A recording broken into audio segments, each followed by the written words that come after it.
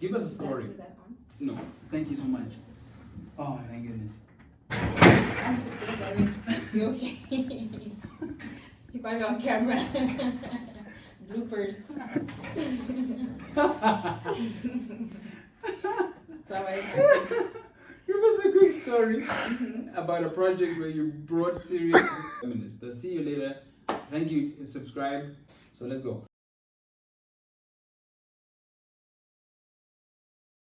Welcome to the King Maguno podcast. I have Ndeshihafela Ndivayele. She's our guest for today. So the podcast today is about her, and we're gonna talk about her and how we met, where we met, and where she studied, etc. So, like I said, this podcast is about how people who are extraordinary became extraordinary. I asked them how they did it, where they came from, how did they get there, how can other people do it as well.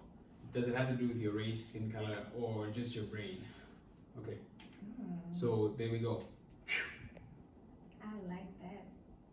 Okay. From extraordinary, well, ordinary to extraordinary. Mm-hmm. Beautiful. Hit me. I'm ready. Let's go. Okay, so Ndeshi, Yes. Where were you born? I was born in Windhoek, Namibia. Mm-hmm. So yeah, I am 110% Namibian. Okay. But I do see myself as a global citizen because I grew up in quite a number of continents. Yeah, so I was born here. I left the country when I was 6 or 5. I went to Brazil. I stayed there for 9 years straight. So that's like my second home. Yeah, I came back home for about 3 years. And then I left again. I went to the UK. I finished high school there, and then I came back home for varsity. And now I'm here. I've been home, for the past couple of years, and I've been traveling around the world as well, just to gain some inspiration, meet new people, learn new culture, and that's where I'm from, and that's where I've been, and I'm here today. Okay. So, Ndeshi, where did you? Okay, you already explained where you studied. I don't have to ask you that again. You said where you studied, the places. But I want to know, could you tell me, like, what are the names of the schools, if that's cool? Yeah, of course. All right. Like, I give big ups to the schools, to be honest, because they have molded me to be a very well-rounded individual. So in Namibia, I went to Joshua Crash. That was the first school I attended. Yeah. It was near my grandmother's house. She would always walk me to school, tell me stories. And it was so crazy how we used to walk through the bushes to go to school. Crazy enough. So yeah, that was my first educational experience in Namibia. And then I went to grade 1 at Maguno primary school for, I think, a semester, grade 1. Yeah, I did grade 1 for 1 semester. It was so strange. And then I moved to Brazil. Wait, how long is a semester? It's supposed to be 2 semesters. 2 semesters, right? Yeah, 2 semesters. Like the first half of the year and then the second half of the year. Oh, so 2 semesters, okay. Yeah, so half a year. Yeah, okay. Basically. All right. And then I moved to Brazil. I started the 2nd grade there. Mind you, that was a Brazilian school. They spoke Portuguese only. It was called Escola das Nações, which means School of the Nations. So yeah, I went there. I spoke no Portuguese whatsoever. Everything was in Portuguese, so the struggle was so real. Luckily enough, my parents got us a nanny to help us out. So she would always, spend time at home with me to do homework, to learn Portuguese. So yeah, it was quite intense.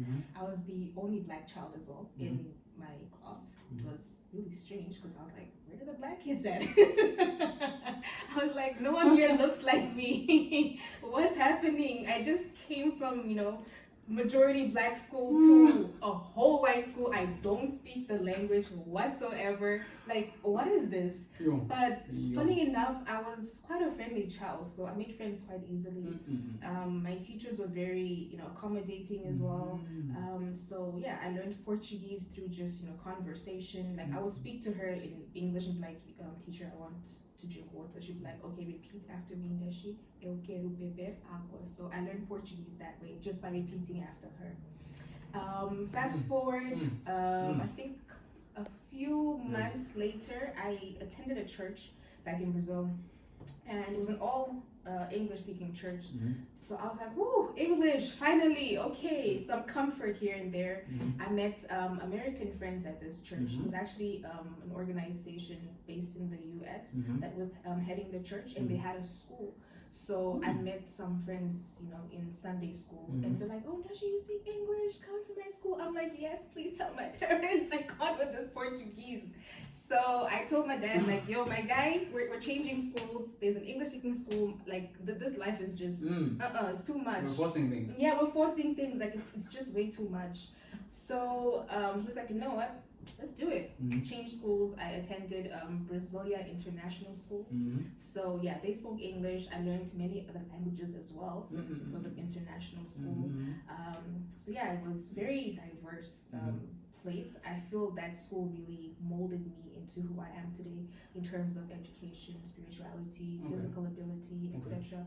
So that school, I give props to it. Like, if you guys are listening to this, and you come from BIS, which is just the English of the school, big ups. Teachers, students, everyone, top tier. Yeah, we're gonna put the link in the description as well, so you can check it out. Yeah, absolutely. Amazing school, I must say. So yeah, I was there for my whole life since I was in Brazil. I came back home after 9 years, and I attended amazing private school. I hate saying the kids part. It's called Amazing Kids Private School. Yeah. But I hate saying the kids part because I'm just like, we're not kids.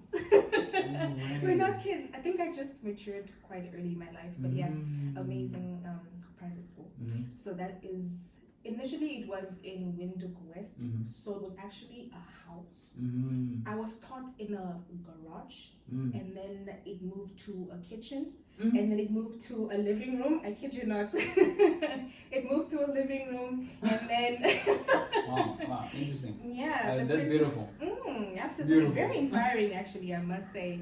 The principal was actually you can't see it. I know the principal, actually. Oh, you know her? Yeah. Ah, beautiful. Yeah. So yeah, she's a go-getter. She knows me also. Beautiful. I need to get on here. Absolutely. I need to get on here. Please do. So we moved from the house, and she got a plot in Simbabasia, and then I ended up being in a tent. So I had my 10th grade, 11th grade in a tent.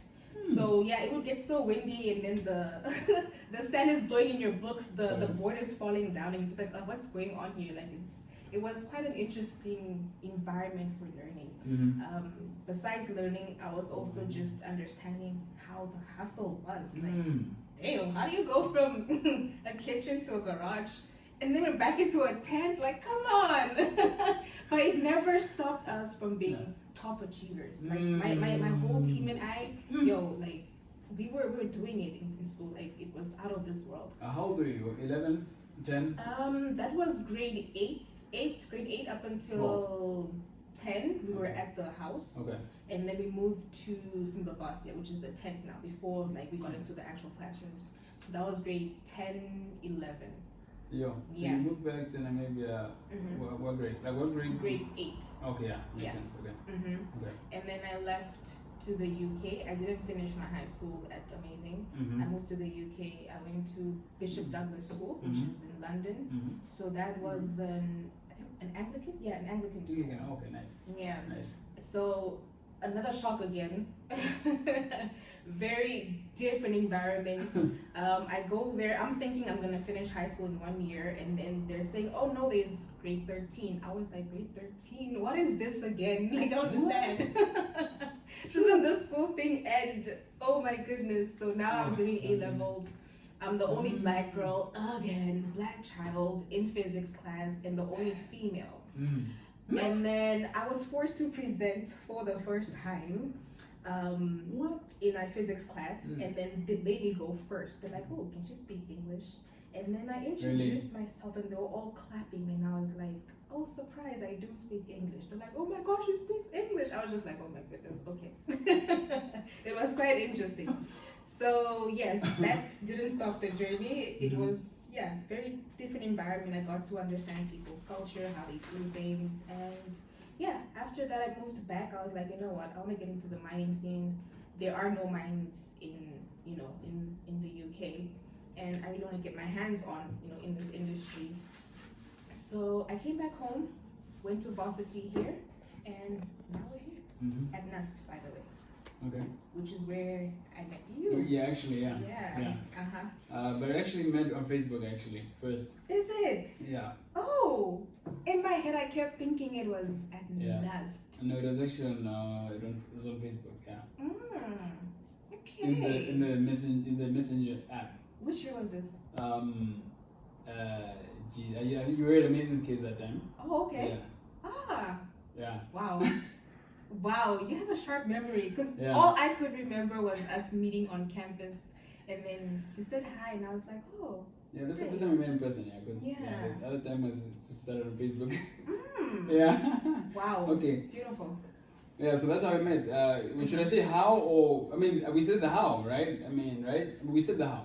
Yeah, but it's a blur for me still. Oh no, okay, like, okay. On campus. Right. It was like a high. Yeah, it was at the main gate, right? Yeah. That was the main gate, just a bit to the left from the main gate there, near the car park there. Yeah. Then it was like, let's make music together. Yeah. We were talking about that.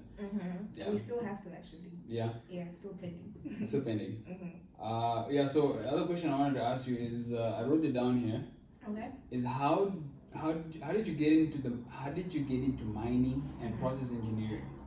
How did I get into mining and process engineering? Yeah, like what? Basically, pretty much. It was just that, like it was either engineering or it was art school, and I come from a very conservative Black family. And if you're not an engineer, you're not a doctor, you're not a lawyer, you don't amount to anything. And in my heart, in my mind, since I was a young girl, my dream was to go to music school. That was my dream. That was my dream. Music school. No cap whatsoever. That was my dream. And my parents thought I was crazy. They're like, what is music school gonna do for you? And even like when, your aunts come around the house and they ask, oh, what do you want to be? I was like, a performer, an artist. And they're like, guys, please talk to Ndeshi. Like, meeting. What is this music? Yes, I was put in so many meetings. Literally. People tried to convince me. AGM. Oh my goodness, yeah. You did put So I was like, you know what, fine.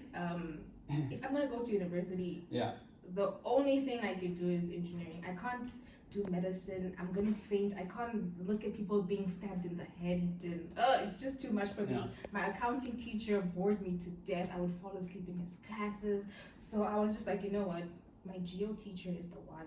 I love to understand, the formation of the earth. I was always questioning God as well. So I was like, let me get into the sciences and see what I can discover. Please continue. Yeah. So I went into the science field, because that was my strength as well.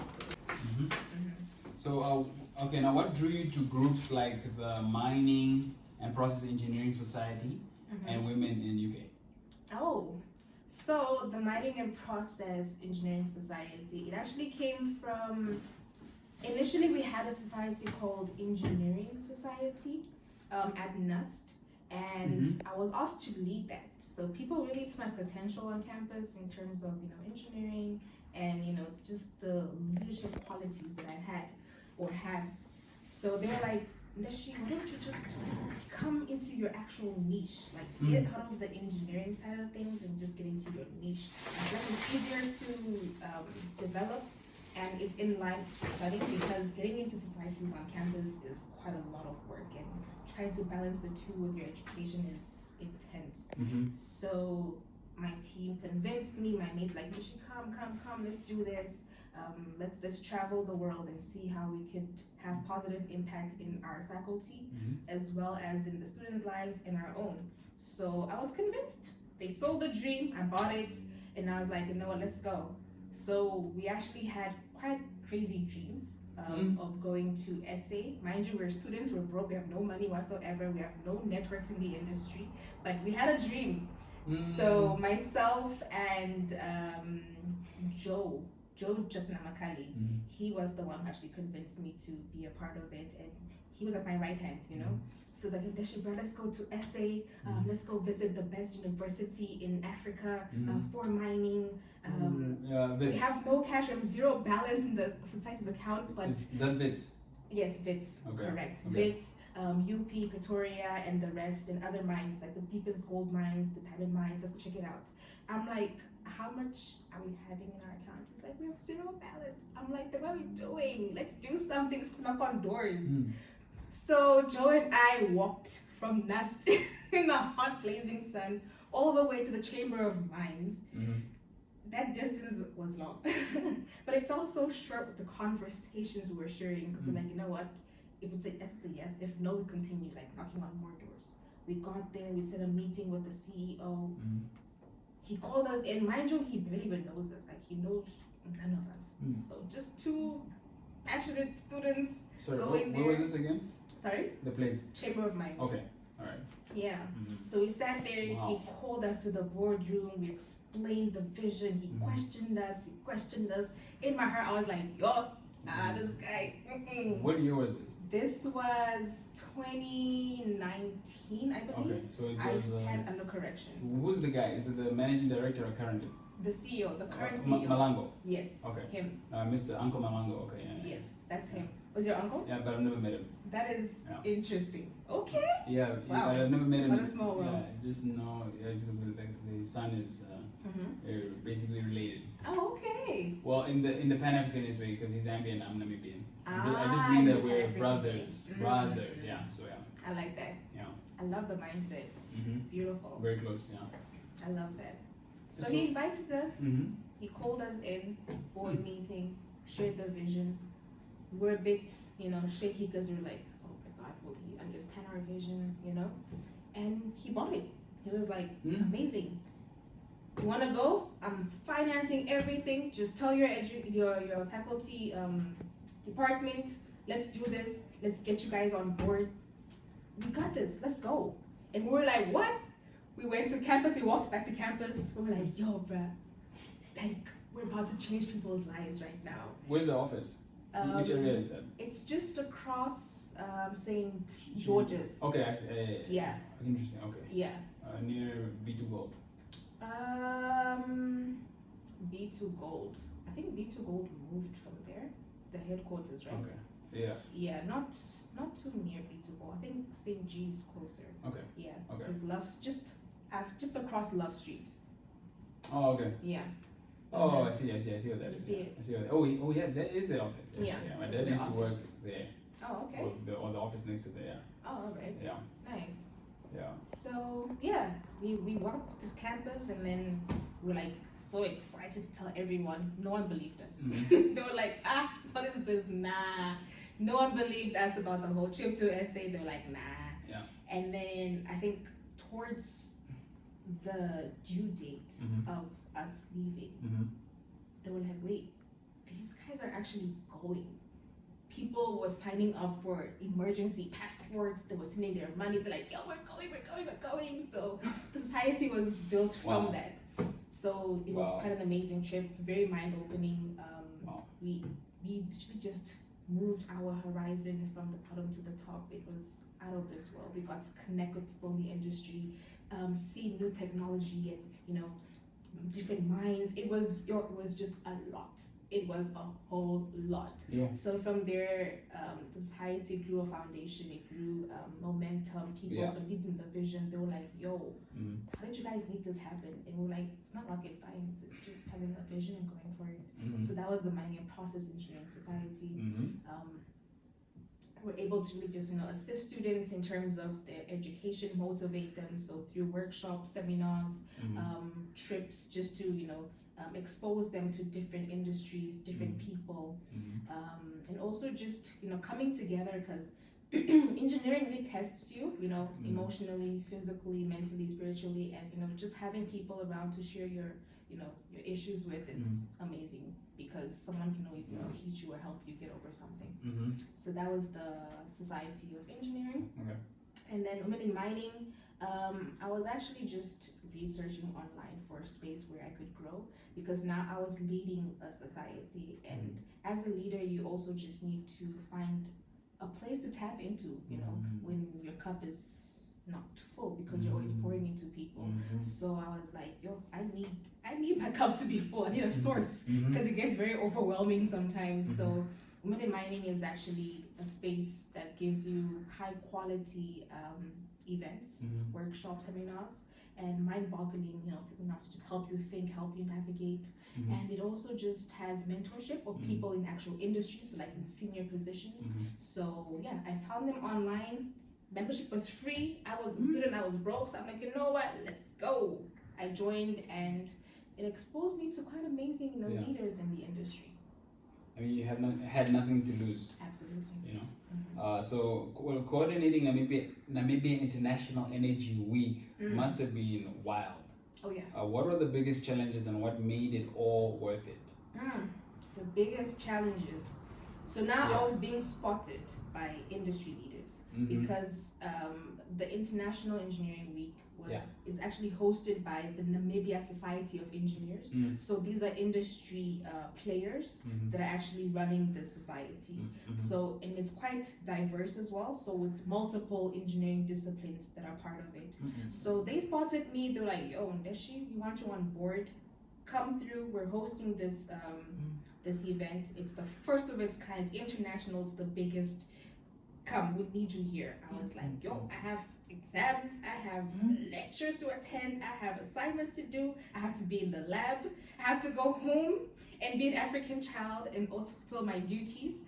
So those are the challenges I was, going with. So just time management and having to be at an actual event throughout was quite a lot. So it was just managing all of that and just making sure I'm still on top of my tasks was the biggest challenge. But again, I think through my leadership skills, I was able to just allocate tasks and bring my friends on board, the society on board as well, so I could just distribute it evenly. That's project management. Project management skills. Absolutely. Okay, so Nabo Innovations, it sounds beautiful. What inspired it, and how do you see it shaking up the industry or the continent of the world with sustainable with SDGs? Okay. So I'm gonna say that again. It sounds beautiful. Nabo Innovations sounds beautiful.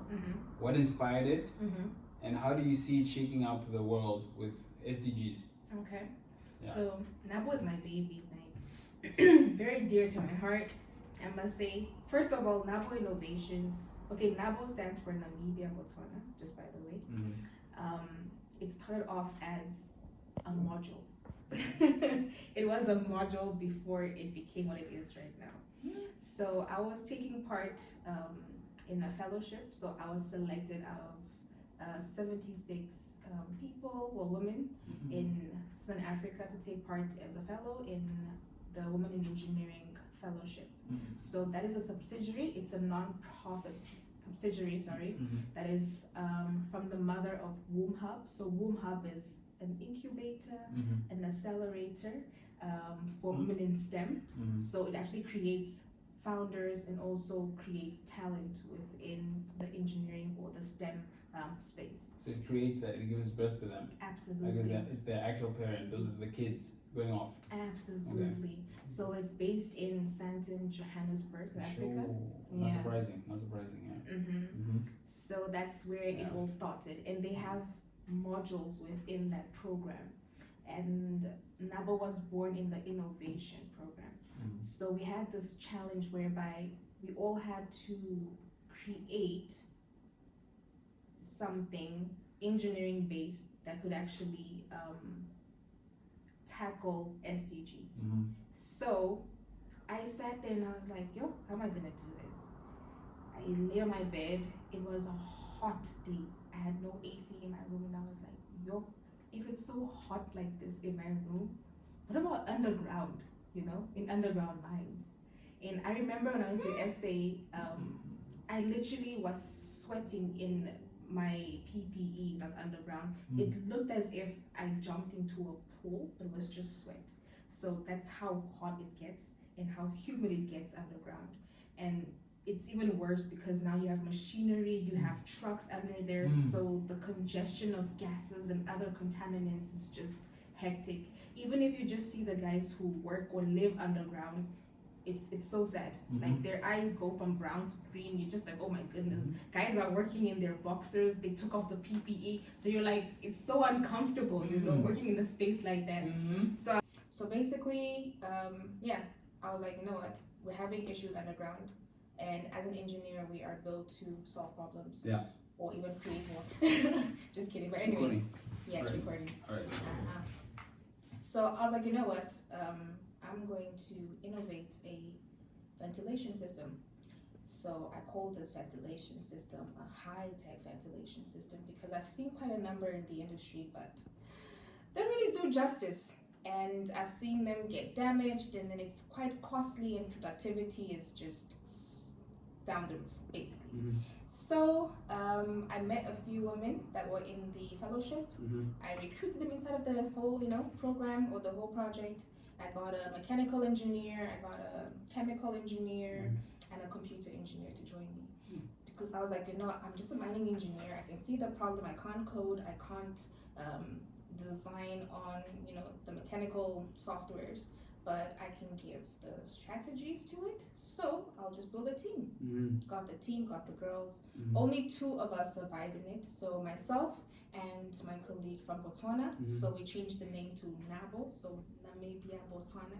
All right. And yeah, we were awarded. Thank you. We were awarded one of the top 5 innovations in the fellowship. Excuse me. My vocals are doing the most. So yeah, we were awarded out of 76 STEM women in the fellowship, and I was like, wow, this is amazing, but we cannot stop here. We can't just be doing things for, you know, a module. How about we add intentional value and take this to the world? So like, you know what, cool, let's do this. Mind you, I've never met her physically up until this day.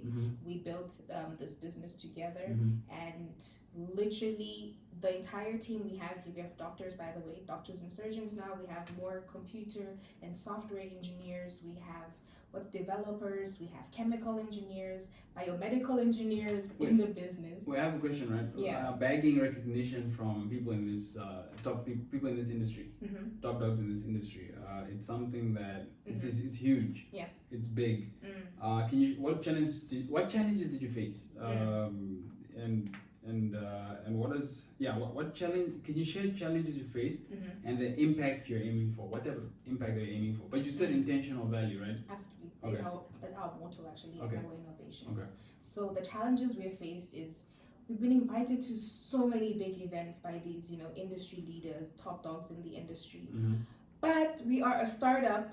We are just getting into our careers now. So we have no money whatsoever. So I have a whole team to take with as well. I cannot afford to take my entire team to go with me, or even just myself to attend, you know, conferences in France, Paris, Cape Town. So we have financial issues, you know, with these kinds of businesses and, you know, meeting the top dogs. So yeah, that's the biggest issue we have, financing, and also just to ensure that the whole team is able to be productive. So things like data, I get like complaints from my team, like, oh my gosh, Ndeshi, I have no data to like attend this meeting or to finish like programming or uploading this document, A, B, C, D. So financial challenges are the biggest issues I face as a founder of Nabo Innovations. Okay. But that is not stopping me. So how am I valuing the future with this? I am pitching my business to banks, commercial development. I'm pitching it to angel investors. So yeah, I'm definitely finding solutions in order to mitigate the issue of finances. So I have a question, right? Let's talk creativity and innovation. Okay. It's funny, I was at innovation some forum the other day, 2 days ago. How do you keep that energy going in your work? And what's your secret for game-changing ideas at Nabo? I don't think it's a secret, you know, success is predetermined. So I'm a very logical as well as empathetic innovator. So when I'm saying logical, I'm speaking, you know, being consistent, you know, A, B, C, following strategies, you know, putting goals and setting, you know, time to it. Okay. Give us a quick story about a project where you brought serious value and positivity. Okay. Ooh, wow. Quite a number, but I think I would start with the the recent ones and the ones that come with quite a lot of responsibility. I would say it's during my stay at Evangelo Mining Company. Okay. So that is a state-owned enterprise under the Ministry of Mines and Energy of the government of Namibia. So yeah, I was able to coordinate about 4 different projects. I think the best one or the most exciting one would be the Kokosep Gold Project. So this is basically going to be the 5th gold mine in Namibia, and it's just between our 2 other gold mines. Yeah. So this project is set to yield quite a lot of money. I won't say the numbers, but we are speaking billions of Namibian dollars. And this will definitely impact our country, exponentially in terms of employment, development, whether it's economical, education. So yeah, I believe this is one of the biggest projects I've added value to. So, okay, cool. Okay, you're talking to young people, young hungry engineers, right? How can they make it big in this industry? What would you tell them? How they can make it big? Okay. How can you do that? How can they make it big? Yeah. All right. Number 1, never give up. Yeah. The greatest thing that we can ever do is to never give up. And if you are a man, a boy, child, and you have 2 balls, grow 3. Because this industry is gonna test you. Nice. This industry is gonna test Solid. you. Yeah. And if you're a woman, you're a girl, child, speak, express yourself. Your intuition never lies. Even if your voice is shaky, express yourself. So, someone out there somewhere will, So wait, okay, sorry, I just wanted to ask, where do you see yourself heading in the future, personally and professionally? Personally, I see myself married with a family and children. I'm very big on love. I value family. So that's personally, building a home is, definitely something I look forward to doing. Professionally, I see myself as a founder of many companies, but not the CEO actually. I want to groom geniuses. I want to groom engineers, future managers, operators, into operating these businesses and having influence in society. Okay, so Deshi, what makes you happy? What makes me happy? Yeah, what's critical to your happiness? Having positive impact in people's lives and in my life. Yeah, that brings me happiness. Okay. Okay. Why is Africa? Okay. Might as well just ask that. Okay. It's not that deep. Why is Africa poor? Africa is not poor. Okay. Thank you. How long have you been doing music? Since I was in the 3rd grade. Yeah, over 20 years. Yeah. Since the 3rd grade. You're 9. And I kid you not. Okay, why did you say Africa isn't poor? Africa isn't poor because we have all the natural resources. We have the capacity to build. It's just about, having the willpower. If you have the willpower, you can dominate. So it's built to dominate. So it's a mindset. It's a mindset. It's a mindset shift that needs to change. So if we teach Africans how to change their mindsets, it's a wrap. Absolutely. Okay, and they already are changing the whole society. It's gates. Yeah. Short time. That's why they say happening. it's gates. Yeah, it's happening. We're going to open the gates, bust some doors down, bust them open. We still have time. Okay, so yeah, we have a minute and 3 seconds. So how can we create jobs for unemployed people in Namibia? Solve problems. Okay. If you see an issue, tackle it. If you see a crisis, find opportunities in it. Okay, so one of the things, how many languages can you speak? 6. Okay, which ones? English, Oshuambo, Portuguese, French, Spanish, Afrikaans. Okay, so we're almost out of time. I don't know how much time we got on there. Okay. I'm sure we have enough to do an outro. We're gonna have to have enough time. Actually, we have 20 seconds. Okay. Okay, so King Maguno signing out. You know what time it is. Subscribe if you haven't subscribed. A lot of value has been added. I'm a valuer. She does money evaluations, right? I wanted to ask you how you do them. Yeah. Because I'm a valuer. I want to do money evaluations. I want you to teach me and train me how to do money evaluations. Sure. For that, MRM signing out. Alright. Before we sign out, what's one thing? I don't remember what my outro was, but yeah. Oh, that's enough. Thank you. Alright.